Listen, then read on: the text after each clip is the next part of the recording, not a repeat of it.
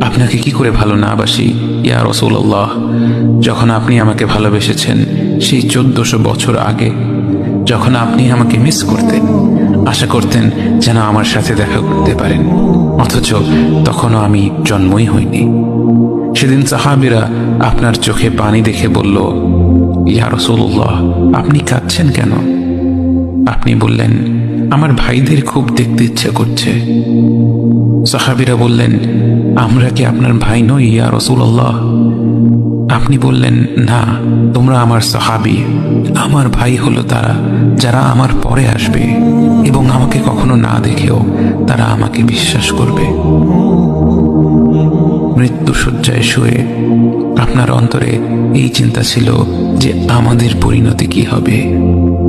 উম্মতি উম্মতি বলতে বলতে আপনি আপনার রবের নিকট ফিরে গিয়েছেন।